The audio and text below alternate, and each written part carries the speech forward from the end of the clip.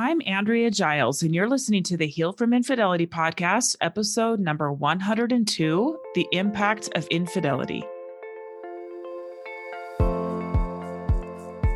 Hello, and welcome to the Heal from Infidelity podcast, where courageous women learn not only to heal from their spouse's betrayal, but to become the boldest, truest, most decisive, and confident versions of themselves ever. If you know there's more for you than the life you're currently living, but don't quite know how to get there, you are in the right place.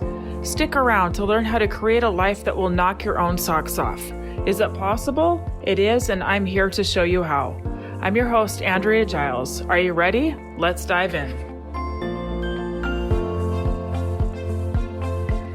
Hello, my beautiful friends. So before I dive into this week's episode about the impact of infidelity, I want to share a few personal things with you. So in the past 6 weeks, I have been all over the place. I've been to Colorado, New York, France, and Utah. Yeah, a wide array of places, right? So I went to Colorado for a business training that was amazing. My husband and I went to New York to visit my 19-year-old daughter who picked up and moved by herself to New York.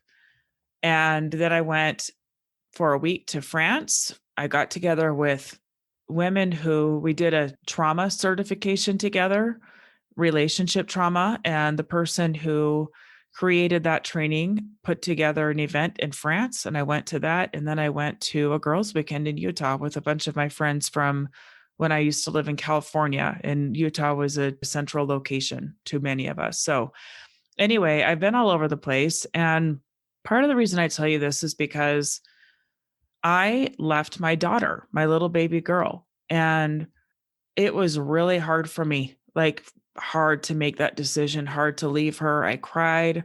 It was really difficult because as a younger mom, I never would have dreamed of leaving my baby as young as that. I just wouldn't do it. And I'm a nursing mom, and knowing that I wouldn't be there to nurse, she does take a bottle well because I work and have somebody here that helps with her while I work. But it was really, really hard. And I want to share with you just this little bit here to give you something to think about. What finally kind of pushed me over the edge and gave me what I needed to be able to say goodbye to her and to leave her for a little bit, especially when I went to France, was the belief that I want my children, my daughters, my sons, to know that they can be both amazing parents and pursue their personal interests.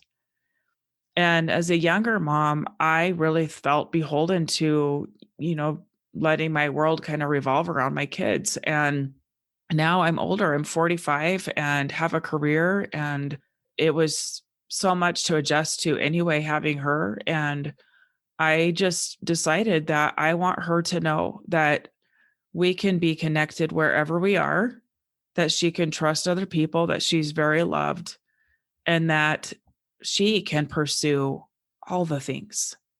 And I tell you this because I want you to know that you can too. I hope that you find this helpful. In the end, we had the most amazing reunion. I've just loved being with her. I just adore her. She's such a bright spot in my life. She turned 11 months yesterday and is just a delightful little human.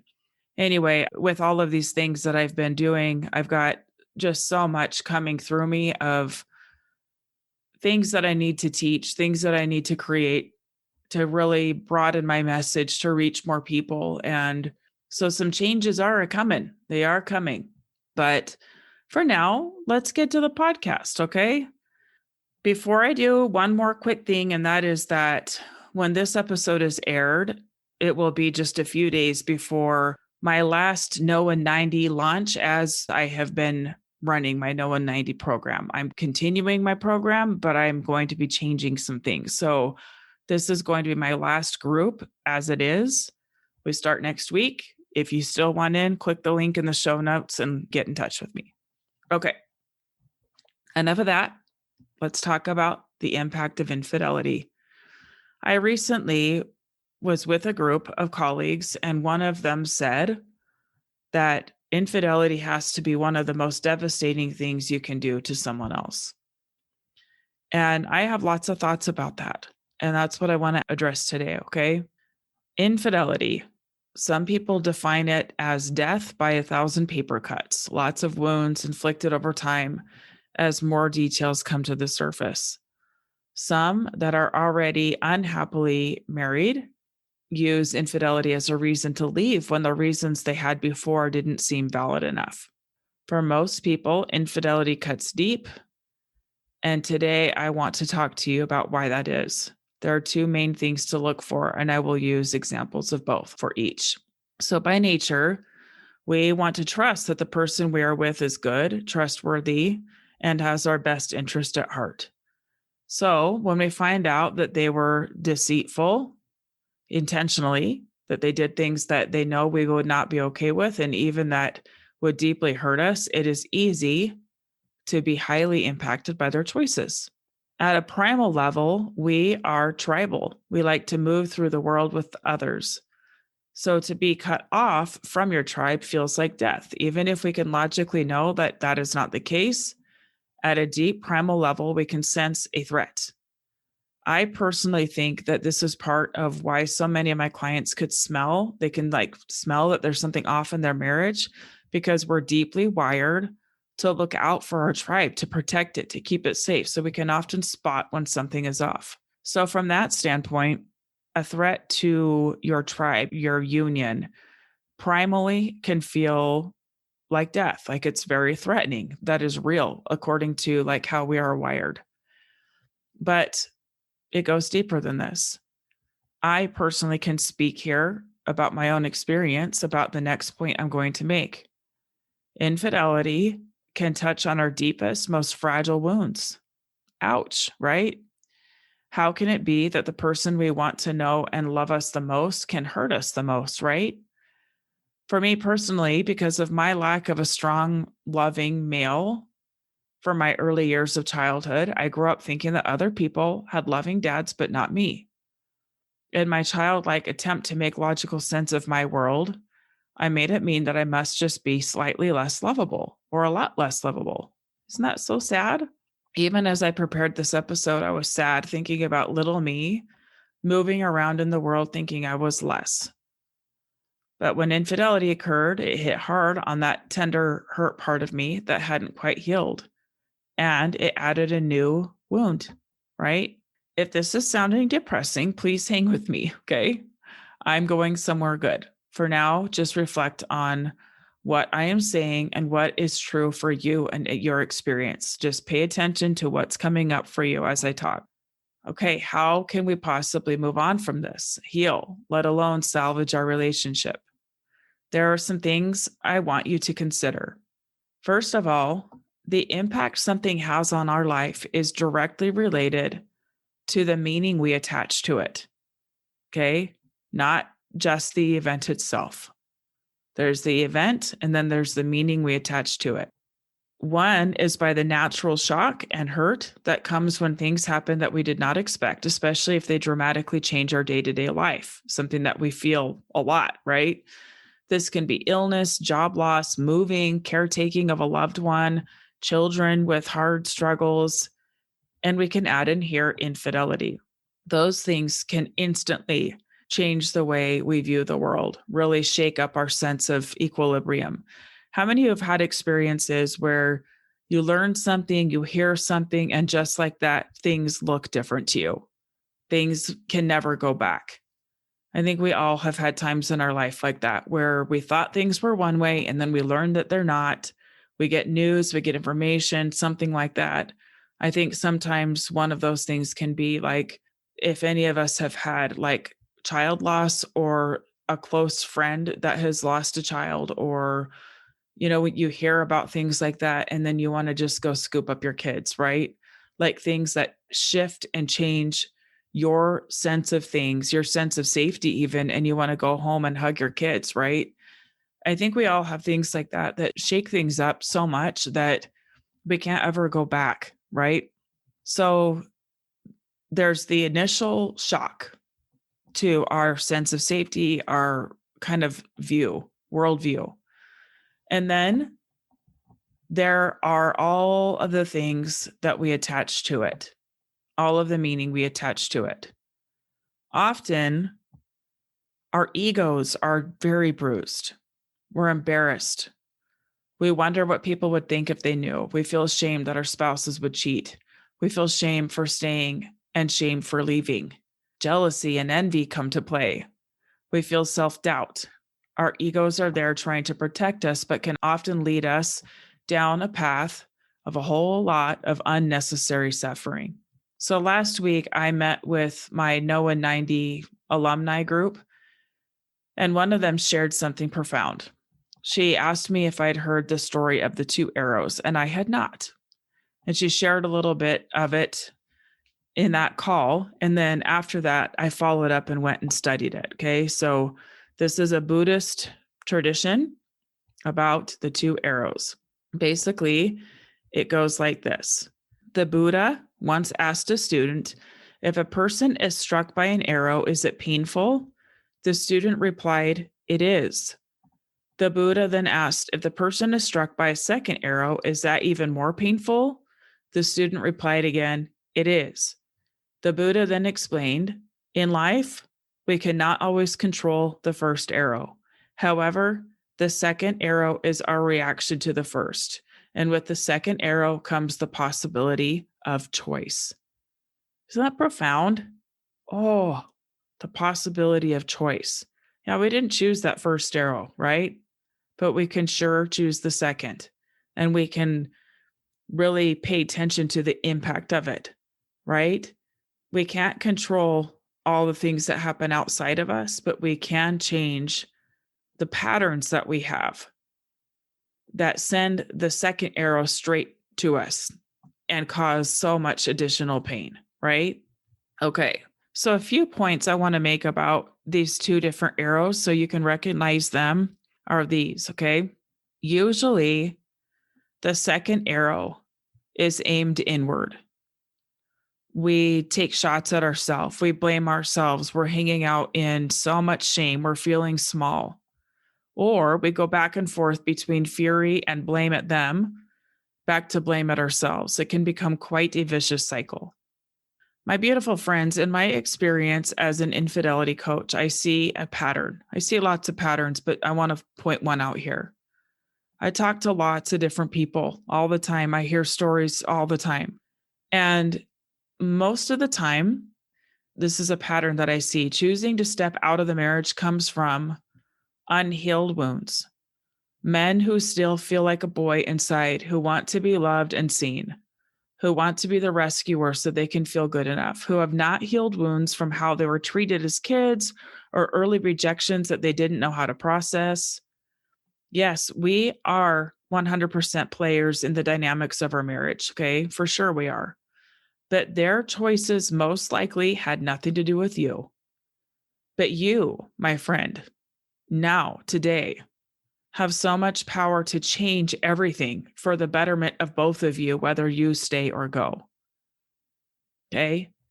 By showing up now in strength and courage and driving things forward rather than shrinking in with that second arrow. Okay? I myself think that my first husband never felt like he was enough. I think that there was a lot of pressure to perform according to the world's terms, like to be successful. And he was. He had an Oxford degree, he had two different master's degrees, a law degree from a top 10 law school, all the jobs, all the education, right? And it was never enough. I remember when we were married, he was always chasing the next thing. What if I did this thing? What if I got this degree? What if I got this job? It was never enough. I felt a lot of pressure to take really good care of the home. I cooked home cooked meals daily. I tried to keep my kids looking good and well taken care of. I tried to take good care of myself and to take care of my body and things like that. And I always felt like if I took care of things well enough that he would feel better. I went to lots of therapy even to try to make myself better because I felt like I must not be good enough because I just didn't feel like he liked me very much. Like it was just kind of a bummer. I didn't feel like he liked me or being home with my kids, our kids. And as time has gone by, I can see that no one could have been enough. I wasn't, and no one could, because it was an emptiness that was inside him that no one could fill. There was a lot of pain there that was unhealed. And rather than seeking healing, he blamed me and others for his issues. And in the end, he sought out things that would mask the pain and numb the pain rather than seeking healing. It's really tragic, actually, right? The choices that are made, my friends, are not about you. They're about our egos. They're about trying to give temporary hits, temporary feelings that we just long for, and also lacking the skills of knowing how to create that in your current marriage. Now, our egos will tell us personally that it's all about us. Our egos will tell us that either we're to blame or they're to blame, and there's no other alternative. And so we go back and forth between that. Okay. We'll often feel so much pressure to do things right, to handle the infidelity properly, right? Whatever that means, to tell the right people, to not tell the wrong people, to honor ourselves. What does that mean? Does it mean I have to leave? Does it mean I have to try to stay? Right? How confusing can that all be? So let's circle back to what I started this episode with: impact. How can you minimize the impact? One huge thing is to use the infidelity for you rather than against you. That may sound totally cliche, but hear me out, okay? For me, being able to really, really see the areas that were still tender in myself, or even showing myself that some things that I did not know were there at all, helped me to see what needs loving healing. Yes, there are some new wounds, but the infidelity forced me, like nothing else could, to really look and see myself, to really see where I'm selling myself short, to really see what I make it mean and why. Why do I make it mean that? To evaluate what is true, what is not true, and to ultimately do what I thought was best, which in my first marriage was leaving the marriage, not because of the infidelity, my friends, but because of his unwillingness to be honest with me. It wasn't because I found out about things and then decided to leave. That was not it at all, actually. I was willing and he was not. Okay. He just was not willing to be honest. So here's my suggestion for you: use that powerful mind of yours to focus on the first arrow. There are lots of feelings there to process. There's hurt there to process, right? There's enough there to work through without adding additional pain. How do you know if you are flinging that second arrow at yourself? It will almost always leave you feeling less than, not good enough, small, weak, inferior. None of those things are true. You, just by being yourself as you are already good enough, able, capable, more capable than you can possibly know, worthy of good things, worthy of the best things. When you see your brain start to tell you a story of not good enough, just bring attention to it. Notice that you are hurting yourself with that second arrow, and you don't have to. It is optional.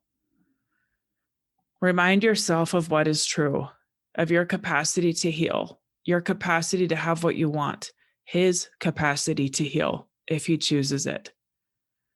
This does not have to be the end of your relationship unless you want it to be. Of course, unless it's chosen for you. And even then, you can heal and you can have something even better.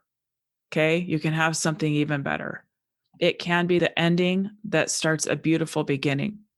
Now, a point I want to make is this: you do not owe anybody anything.